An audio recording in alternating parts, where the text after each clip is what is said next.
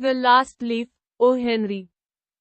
Washington चौक के पश्चिम की ओर एक छोटा सा मोहल्ला है जिसमें टेढ़ी मेढ़ी गलियों के जाल में कई बस्तियां बसी हुई हैं।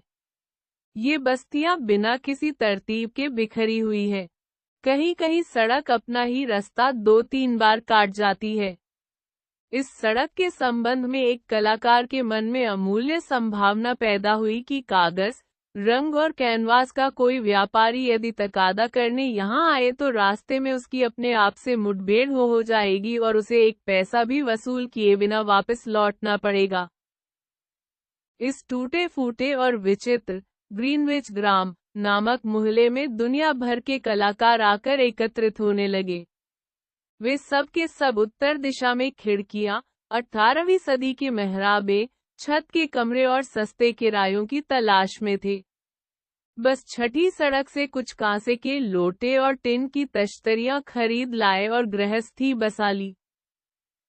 एक नीचे से मकान के तीसरी मंजिल पर सू जॉर्ज जानसी का स्टूडियो था। जानसी जोना का अपभ्रंश था। एक में से आई थी और दूसरी कैलिफोर्निया से। दोनों की मुलाकात 8वीं सड़क के एक अत्यंत सस्ते होटल में हुई थी। दोनों की कला रुचि और खाने पीने की पसंद में इतनी समानता थी कि दोनों के मिले जुले स्टूडियो का जन्म हो गया। यह बात मई के महीने की थी। नवंबर की सर्दियों में एक अज्ञात अजनबी ने, जिसे डॉक्टर लोग निमोनिया कहते हैं, मोहल्ले में डेरा डालकर अपनी बर्फीली उंगलियों से लोगों को छेड़ना शुरू किया। पूर्वी इलाके में तो इस सत्यानाशी ने 20 लोगों की बलि लेकर तहलका मचा दिया था, परंतु पश्चिम की तंग गलियों वाले जाल में उसकी चाल कुछ धीमी पड़ गई। मिस्टर निमोनिया स्त्रियों के साथ भी कोई रियायत नहीं करते थे। कैलिफोर्निया की आंधियों से जिसका खून फीका पड़ गया हो, किसी दुबली पतली लड़की का इस भीमकाय फुंकारते दैत्य से कोई मुकाबला तो नहीं था। फिर भी उसने जानसी पर हमला बोल दिया। वह बेचारी चुपचाप अपनी लोहे की खाट पर पड़ी रहती और शीशे की खिड़की में से सामने के ईंटों के मकान की कोरी दीवार को देखा करती। एक दिन उसका इलाज करने वाले बूढ़े डॉक्टर ने थर्मामीटर झटकते हुए सू को बाहर के बरामदे में बुलाकर कहा, उसके जीने की संभावना रुपए में 2 आना है और वह भी तब यदि उसकी इच्छा शक्ति बनी रहे। जब लोगों के मन में जीने की इच्छा ही नहीं रहती और वे मौत का स्वागत करने को तैयार हो जाते हैं तो उनका इलाज धन्वंतरी भी नहीं कर सकते। इस लड़की के दिमाग पर भूत सवार हो गया है कि वह अब अच्छी नहीं होगी। क्या उसके मन पर कोई बोझ है?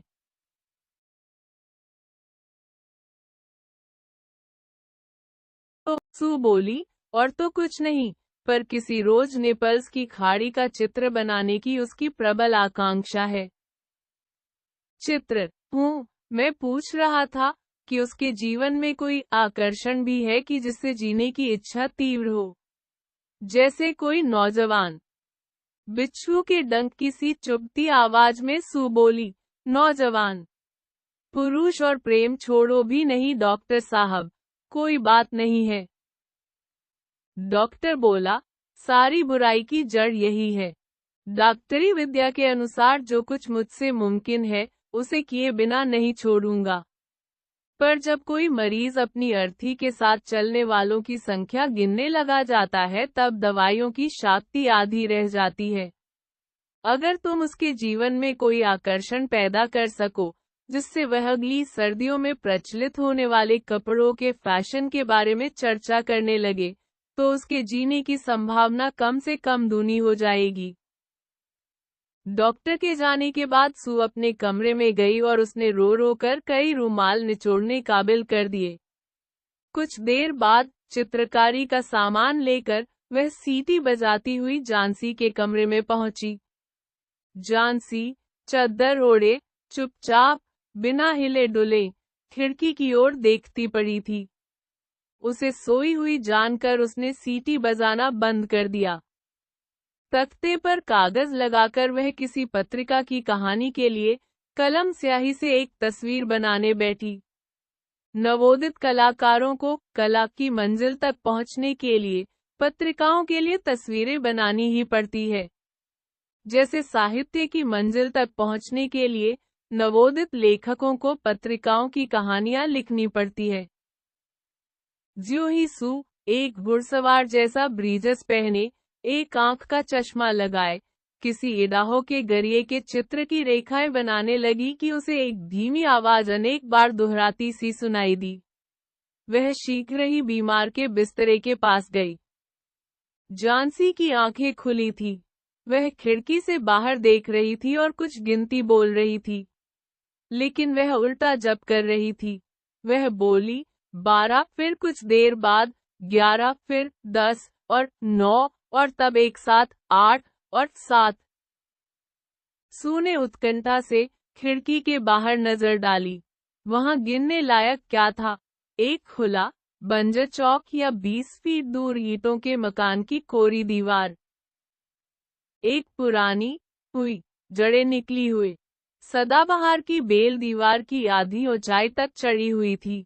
शिशिर की ठंडी सांसों ने उसके शरीर की पत्तियां तोड़ ली थी और उसकी कंकाल शाखाएं एकदम उघाड़ी उन टूटी फूटी ईंटों से लटक रही थी। सू ने पूछा, क्या है जानी? अत्यंत धीमे स्वरों में झांसी बोली, 6। अब वे जल्दी जल्दी गिर रही हैं। 3 दिन पहले वहां करीब 100 था। उन्हें गिनते गिनते सिर दुखने लगाता था। वह एक और गिरी। अब बची सिर्फ 5। 5 क्या जानी? 5 क्या? अपनी सू को तो बता। पत्तियां, उस बेल की पत्तियां। जिस वक्त आखिरी पत्ती गिरेगी मैं भी चली जाऊंगी। मुझे 3 दिन से इसका पता है। क्या डॉक्टर ने तुम्हें नहीं बताया? अत्यंत तिरस्कार के साथ सू ने शिकायत की, ओह, इतनी बेवकूफ तो कहीं नहीं देखी। तेरे ठीक होने का इन पत्तियों से क्या संबंध है? तू उस बैल से प्यार किया करती थी, क्यों? इसलिए। बदमाश, अपनी बेवकूफी बंद कर। अभी सुबह ही तो डॉक्टर ने बताया था कि तेरे जल्दी से ठीक होने की संभावना। ठीक किन शब्दों में कहा था? हाँ, कहा था, संभावना रुपए में 14 आना है। और न्यूयॉर्क में जब हम किसी टैक्सी में बैठते हैं या किसी नई इमारत के पास से गुजरते हैं, तब भी जीने की संभावना इससे अधिक नहीं रहती। अब थोड़ा शोरबा पीने की कोशिश कर और अपनी सू को तस्वीर बनाने दे, ताकि उसे संपादक महोदय के हाथों बेचकर वह अपने बीमार बच्ची के लिए थोड़ी दवा दारू और अपने खुद के पेट के लिए कुछ रोटी पानी ला सके। अपनी आंखों को खिड़की के बाहर टिकाए झांसी बोली, तुम्हें अब मेरे लिए शराब लाने की जरूरत नहीं। वह एक और गिरी। नहीं, मुझे शोरबे की भी जरूरत नहीं। अब सिर्फ 4 रह गई। अंधेरा होने से पहले उस आखिरी पत्ती को गिरते हुए देख लो बस। फिर मैं भी चली जाऊंगी। सू उस पर झुकती हुई बोली, प्यारी झांसी, तुझे प्रतिज्ञा करनी होगी कि तू आंखें बंद रखेगी और जब तक मैं काम करती हूँ खिड़की से बाहर नहीं देखेगी। कल तक ये तस्वीर पहुंचा देनी है। मुझे रोशनी की जरूरत है, वरना अभी खिड़की बंद कर देती। झांसी ने रूखाई से पूछा, क्या तुम दूसरे कमरे में बैठकर तस्वीरें नहीं बन सकती? सू ने कहा, मुझे तेरे पास ही रहना चाहिए। इसके अलावा मैं तुझे उस बेल की तरफ देखने देना नहीं चाहती। किसी गिरी हुई मूर्ति की तरह निश्चल और सफेद, अपनी आंखें बंद करती हुई झांसी बोली, काम खत्म होते ही मुझे बोल देना, क्योंकि मैं उस आखिरी पत्ती को गिरते हुए देखना चाहती हूँ। अब अपनी हर पकड़ को ढीला छोड़ना चाहती हूँ और उन बेचारी थकी हुई पत्तियों की तरह तैरती हुई नीचे नीचे नीचे चली जाना चाहती हूँ। सू ने कहा, तू सोने की कोशिश कर। मैं खान में मजदूर का मॉडल बनने के लिए उस बेहरमैन को बुला लाती हूँ। अभी 1 मिनट में आई। जब तक मैं नहीं लौटूं, तू हिलना मत। बूढ़ा बेहरमैन उनके नीचे ही एक कमरे में रहता था। वह भी चित्रकार था। उसकी उम्र 60 साल से भी अधिक थी। उसकी दाढ़ी माइकल एंजेलो की तस्वीर के मोजिस की दाढ़ी की तरह किसी बदशक्ल बंदर के सिर से किसी भूत के शरीर तक लहराती मालूम पड़ती थी। बेरहम एक असफल कलाकार था। 40 वर्षों से वह साधना कर रहा था, लेकिन अभी तक अपनी कला के चरण भी नहीं छू सका था। वह हर तस्वीर को बनाते समय यही सोचता कि यह उसकी उत्कृष्ट कृति होगी, पर कभी भी वैसी बना नहीं पाता। इधर कई वर्षों से उसने व्यावसायिक या विज्ञापन चित्र बनाने के सिवाय यह धंधा ही छोड़ दिया था। उन नवयुवक कलाकारों के लिए मॉडल बनकर, जो किसी पेशेवर मॉडल की फीस नहीं चुका सकते थे, वह आजकल अपना पेट भरता था। वह जरूरत से ज्यादा शराब पी लेता और अपनी उस उत्कृष्ट कृति के विषय में बकवास करता जिसके सपने वह संजोता था। वैसे वह बड़ा खूंखार बूढ़ा था, जो नम्र आदमियों की जोरदार मजाक उड़ाता और अपने को इन दोनों जवान कलाकारों का पहरेदार कुत्ता समझा करता। सू ने बेहरमैन को अपने अंधेरे अड्डे में पड़ा पाया। उसमें से बेर की गुठलियों सी गंध आ रही थी। एक कोने में वह कोरा कनवास खड़ा था, जो उसकी उत्कृष्ट कलाकृति की पहली रेखा का अंकन पाने की 25 वर्षों से बाट जोह रहा था। उसने बूढ़े को बताया कि कैसे झांसी उन पत्तों के साथ अपने पत्ते जैसे कोमल शरीर का संबंध जोड़कर उनके समान बह जाने की भयभीत कल्पना करती है और सोचती है कि उसकी पकड़ संसार पर ढीली हो जाएगी। बूढ़े बेहरमैन ने इन मूर्ख कल्पनाओं पर गुस्से से आंखें निकालकर अपना तिरस्कार व्यक्त किया। वह बोला, क्या कहा? क्या अभी तक दुनिया में मूर्ख भी हैं, जो सिर्फ इसलिए कि एक उखड़ी हुई बेल से पत्ते झड़ रहे हैं, अपने मरने की कल्पना कर लेते हैं? मैंने तो कहीं नहीं सुना।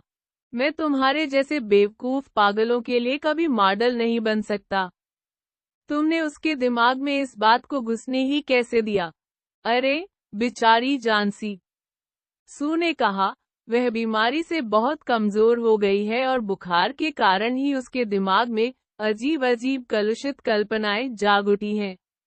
अच्छा, बूढ़े बेहरमैन, तुम अगर मेरे लिए मॉडल नहीं बनना चाहते तो मत बनो। हो तो आखिर उल्लू के पट्टे ही।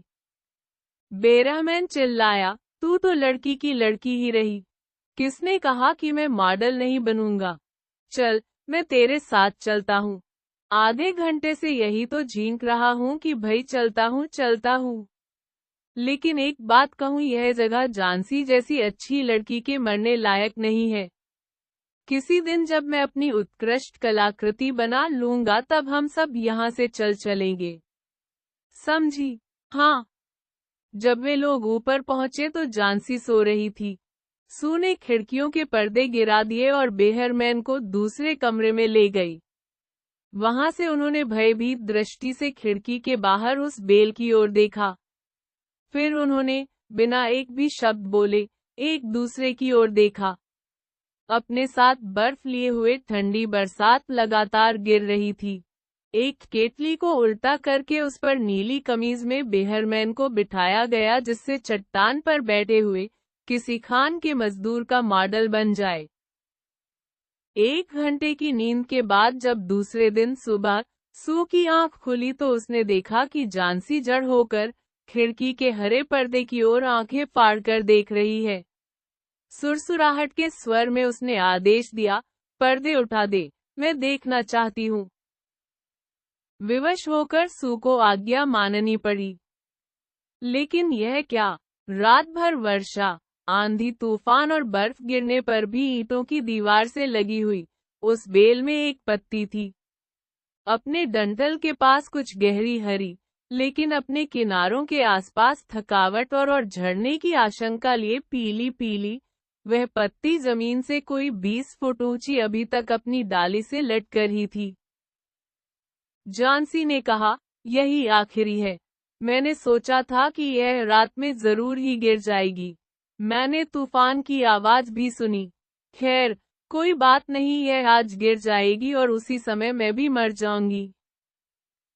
तकिए पर अपना थका हुआ चेहरा झुकाकर सू बोली, क्या कहती है पागल? अपना नहीं तो कम से कम मेरा ख्याल कर। मैं क्या करूंगी?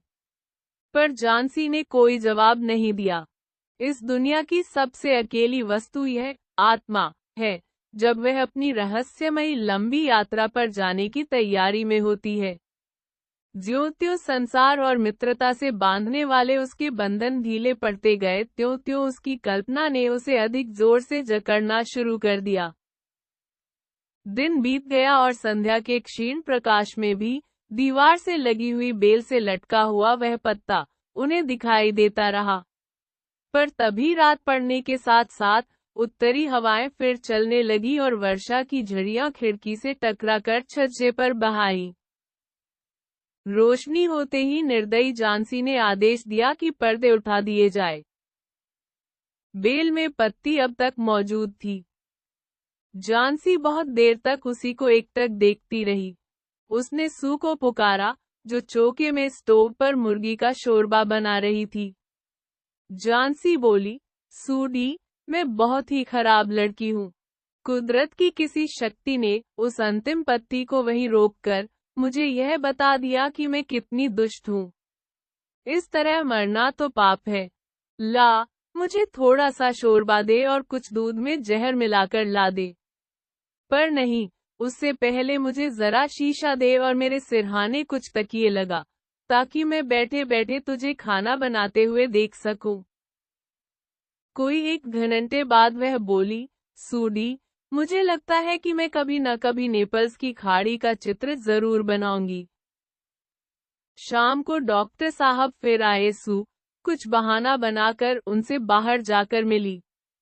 सू ने दुर्बल कांपते हाथ को अपने हाथों में लेकर डॉक्टर साहब बोले, अब संभावना 8 आना मानी जा सकती है।